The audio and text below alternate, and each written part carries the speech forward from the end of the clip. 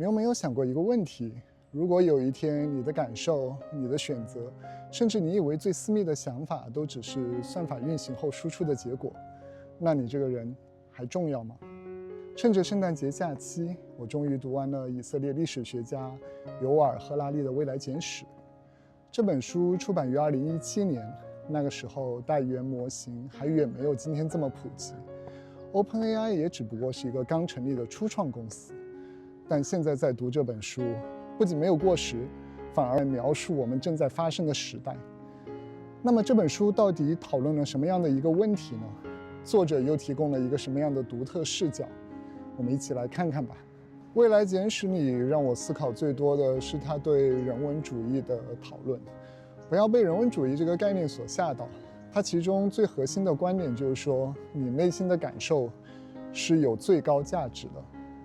我们日常中所听到的爱你所爱的人，做你热爱的事情，忠于自己的内心，这其实都是人文主义的体现。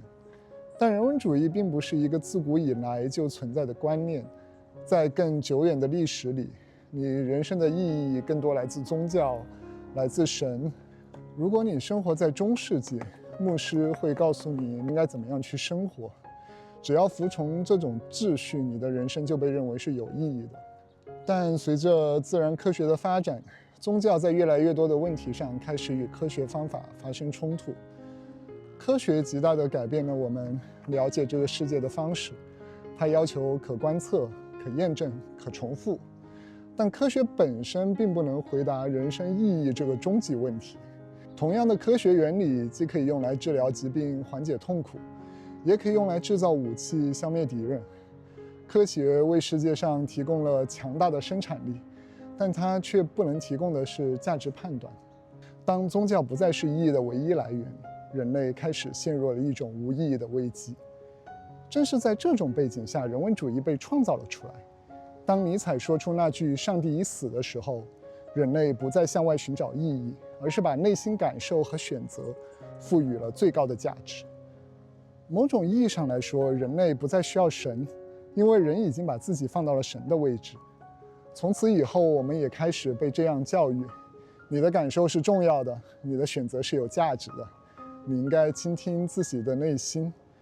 在现代社会，我们也通过一整套机制来为这种个人感受赋予正当性，比如民主选举、市场经济、艺术创作与个人表达，这构成了现代社会运行的一套价值叙事逻辑。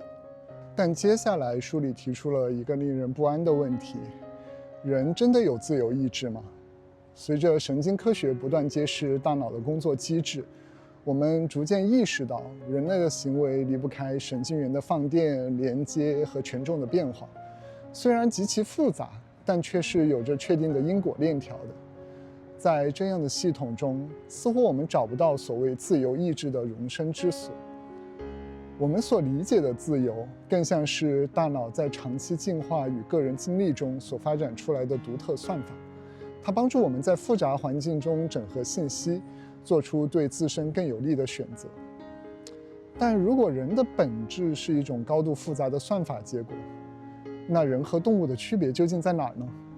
动物同样拥有着神经系统，同样会学习、调整、适应环境。人和动物的差异或许更多体现在算法的复杂度、可塑性之上，但这并不是有与没有的区别。那人类意义的神圣性又从何而来？一旦人的神圣性开始动摇，人文主义的根基也会随之变得不再稳固。因为人文主义的核心前提就是人的感受本身是有最高价值的。但如果感受它只是一堆数学算法的结果，那为什么一定要赋予它最终极的意义呢？于是在书的最后，赫拉利提出了一种新的意义框架，他称之为数据主义。在数据主义的视角里，人类被理解为信息处理系统的一部分。我们不断接收外界的信息，通过大脑进行处理，再把这个结果反馈给这个巨大的信息网络。这就有点像小说《三体》里提到的秦国人形计算器。在这样的体系中，一个系统的价值取决于它是否能够处理更多、更复杂的信息，仅此而已。如果接受了这样的逻辑，我们可能就会引向一个略显冷酷的结论：人不再是意义的中心，你的价值体现在你是否能够为这个系统提供新的数据点和算力。在人文主义时代，我们通过写日记来倾听内心的感受；而在数据时代，你的意义似乎更多体现在你在社交平台上获得了多少个赞。你内心真正怎么想的，其实并没有那么重要。更吊诡的是，真正决定你看到什么，然后什么样的东西被看到，不是你自己，而是算法。即使是创造这些算法的工程师、程序员，他们也未必知道这些系统最终会把人类的交流空间推向哪里。甚至还有一个更令人不安的设想：当人类大脑的算法不再足够先进，当人类为系统提供的数据不再独特，人类在这样的信息系统中还有什么样的意义呢？这本书并没有给我们答案，反而在书的最后，作者留下了3个问题，我会把它放在这个屏幕上。